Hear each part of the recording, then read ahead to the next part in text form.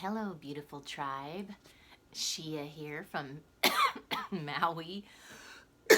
Excuse me.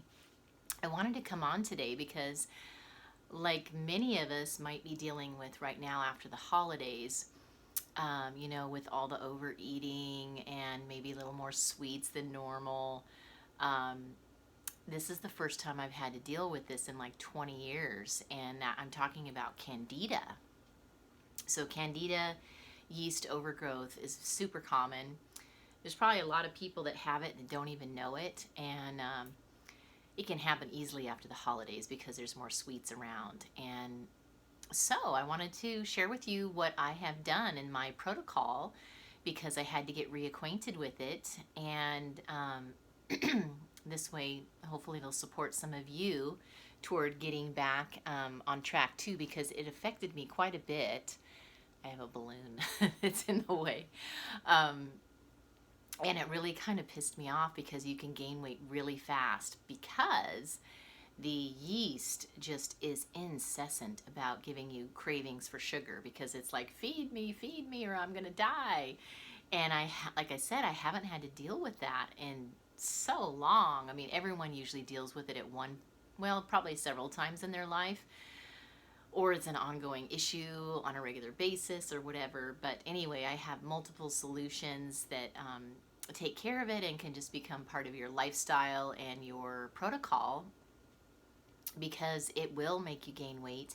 I would imagine that all obese people have this issue and probably don't even know how much it's making them overweight, because like I said, you can gain weight really quickly, like overnight, because the urges and the cravings are so strong for these little microbes that are saying feed me, that it's not really something you can overcome with your will. It's kind of like it can just literally take over. And so anyway, it first showed up for me, and so that's why this took me a while to figure out, because like I said, I haven't had to deal with it. I usually don't have a huge appetite, and I don't do sugar because it just doesn't work for me, I find, and because of this reason. But pumpkin pie slice here, and even though they're healthy desserts, I guess like candied nuts, it just happens. And it so the way it showed up for me first was that I was just ravenous. For being someone who doesn't really have a huge appetite, I was finding myself hungry all the time, like every few hours, and like, gosh, where's this coming from? It was weird. And then I noticed it was mostly craving and hunger for sugar, because that's what they want in order to survive. And just so you know, they are most active at the worst time, which is right before bed, is when they really want to be fed. So in that period, probably from like 6 to 9, they are going to bug the hell out of you, and then it makes you eat sugar of all things before sleeping, which disrupts your sleep and puts weight on you faster and easier. So I finally figured it out on Friday and I incorporated a few different approaches, and there's lots of things you can do. So pick what works for you. I'm one of those ones that likes to nip it in the bud, because it was just starting to run my life, it felt like. And it almost like an addiction is kind of what it feels like, because it's like running the show. It's causing your cravings and your decision making around food and everything, because it's just like this chemical imbalance.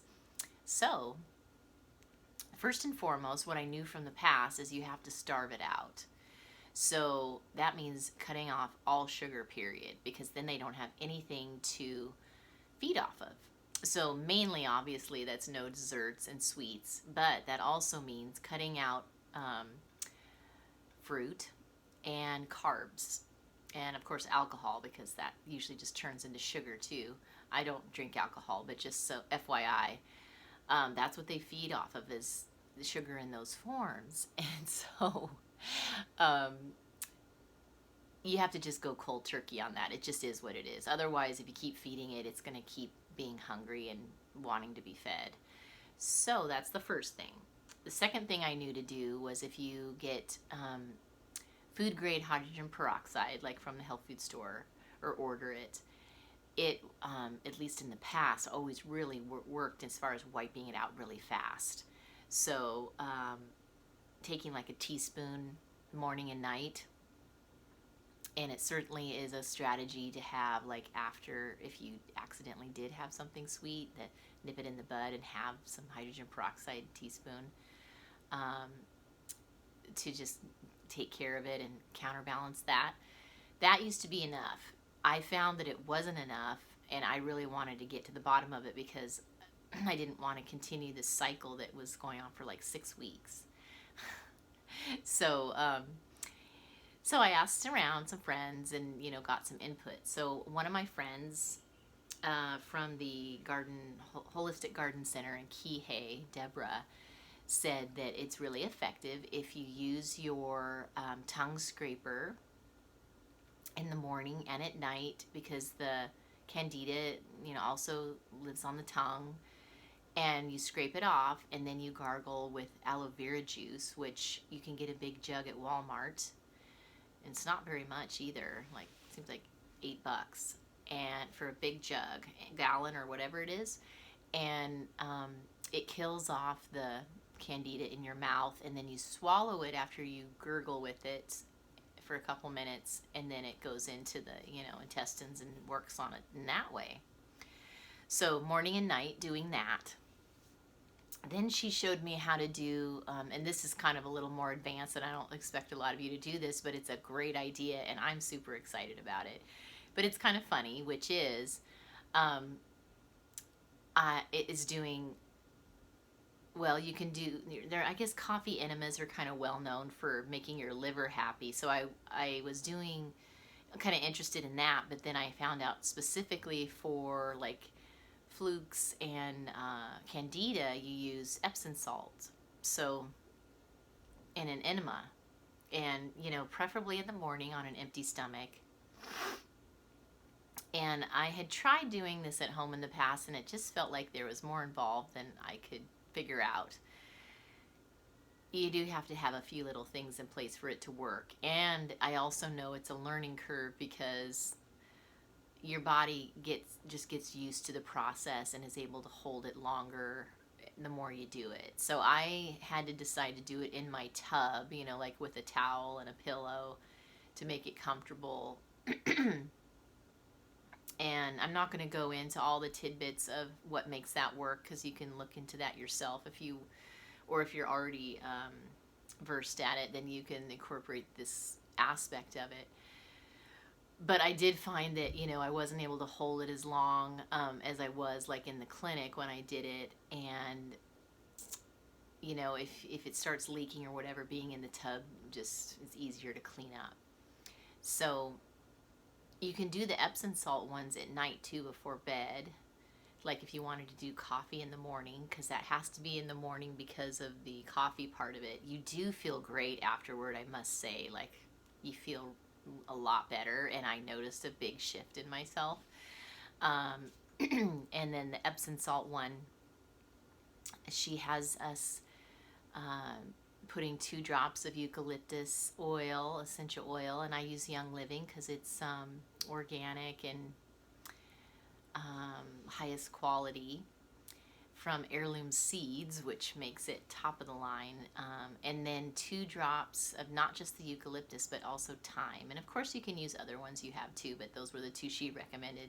Just 2 drops of each into the Epsom salt water, and you want it to be warm so that it absorbs into your body easier. And I'm doing this daily because I just notice I feel so much better after I do it. It just feels like a super healthy practice.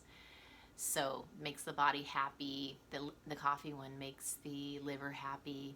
And there's a lot of other ones you can do too. Like you can do a green one, like a chlorophyll one. And I don't know, I think I want to get a book that kind of talks about the different ones you can do. Anyway, it helps because it's a very direct way. I guess the Epsom salts kill off the candida. And The other aspect to consider is, the pH balance of your body. Most people are acidic these days, and it's not all our fault. It's just our lifestyles. Our poor bodies are combating so many things, pesticides and toxins that are hidden. So a good practice to do, whether you have candida or not, all of these are good practices no matter what, is to make sure you're alkaline, because anything that is foreign or toxic cannot survive in an alkaline environment. They only can survive in an acidic environment. So how do you do that in a quick, easy way? So most people use lemon in their water that they drink throughout the day. I actually have gotten into the practice of using shots, like shot glasses of, like where I kind of make these little tinctures throughout the day to just get it down, because otherwise it takes me forever to get through a whole, water bottle of stuff. So I do these different shots where lemon obviously alkalinizes you.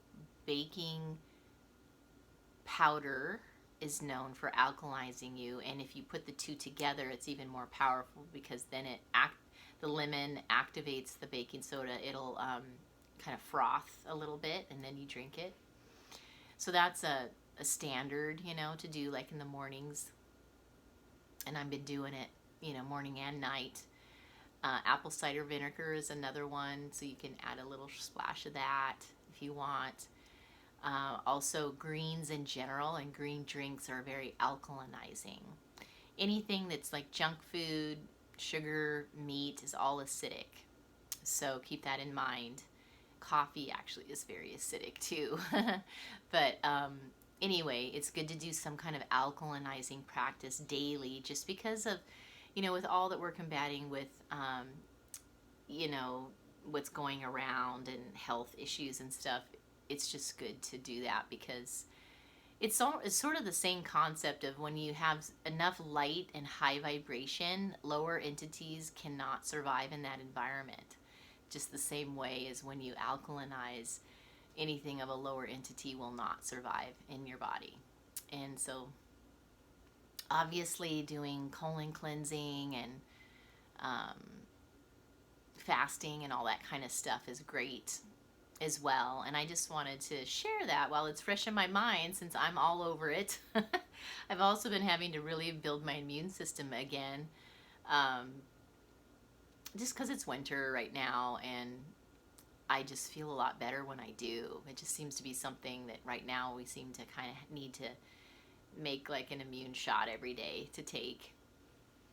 And there's lots of different herbs and things that do that as well, that I kind of combine in different ways. And I love the Young Living Ninja Juice, which is, super high in antioxidants. The other thing I wanted to mention that's just kind of another health tidbit for those of you who are into intermittent fasting is that I'm noticing that I haven't heard very many people talk about, and it's something to consider. So part of this whole Candida thing was that my schedule had changed during the holidays, where I noticed I was staying up later, which tends to make me want to snack more as opposed to just going to bed. And so then if you snack before bed, sometimes you're not as likely to eat right away when you get up. You're in an intermittent fast breakfast or something. But it's actually better if you switch that up the opposite way. And it's proven in studies that if you intermittent fast at dinner, it is like so much more effective than if you cut out breakfast. Why is that? Because if you're breaking the fast in the morning, your body's kind of ready to eat. And you're kind of loading up earlier in the day, as opposed to the opposite, where you're more likely to eat before bed because you feel like you haven't eaten enough that day because you skipped breakfast and maybe you didn't eat until 2, and you're sort of like playing catch up. And I know I just noticed this in myself, and I thought it was worth mentioning, where if I don't eat, until midday, then I almost feel like I'm playing catch up, and my body's kind of really hungry at that point. And then I'm more likely to eat a couple times, you know, and they're going to be later intervals in the day as opposed to stacking it more earlier in the day so that I'm not hungry by the time evening comes around. Because we're ideally not supposed to eat after dark. So if you cut out dinner or make dinner a very light dinner where, you know, it's more like salad and vegetables or soup or something like that, simple, um, you're going to have way more results than if you skip breakfast and are eating late and then like before bed. So it's just a natural, kind of obvious thing to me, but I just noticed that because it is common for people to skip breakfast, I guess it's easier because you're getting started and you're trying to work or whatever. For me, I just found that I ended up eating like just as much, but it was just later and in the day when I don't really want to be eating in the evening to make up for the morning that I missed, and it just wasn't really working so much. So I think I know I went to a program where, you know, they teach all these principles, and they really encouraged a light dinner as the, like a heavy you know, not heavy, but you know, a full breakfast and lunch, and making lunch kind of your main meal of the day, and then a really light, simple dinner, and that's what really works. And it takes a little while to get on to that, like your internal rhythms. Just be gentle with yourself and kind of wean yourself into that. It's just like getting your sleeping schedule on track too. It just takes a little while to get it in the right rhythm, and then it, you know, once it locks in, then you're fine. But it takes a little effort and time to, you know, don't necessarily expect it to get there immediately. You know, it's like a circadian rhythm thing with eating and sleeping, and it takes a little bit of adjusting and kind of weaning yourself into the right direction before it feels right. Because then your body knows, oh, you know, I don't get fed at night, I'm not going to be hungry. Whereas if you're used to feeding yourself at night, your body's going to be like, where's my food? You know, I'm used to eating at this time. So you just kind of have to train it that way. So anyway, I hope that was helpful. Since I just lived that and now I'm on the mend for it. Obviously you can use essential oils too in your drinks, and that helps as well with building the immunity as well as killing the candida. So things like, you know, that are pretty strong, like rosemary and what are the other strong ones like that? Oh, for some reason clove. Clove has a super high hertz vibration, even higher than rose, believe it or not. So I use that daily along my spine. But I'm also using it in my morning enemas to help the whole situation.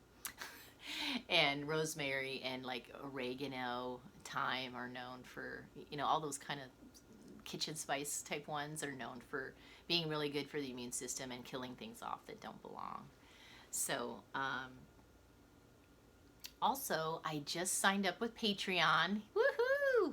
So, if you enjoy my channel on a regular basis, please think about supporting me in a little way monthly on there. It's just under my name, Sheea, Shafer. I also have my links below if you want to do a one-time thing. And I do have another channel that was like my first channel ever when I was younger, but there's a lot of good stuff on there.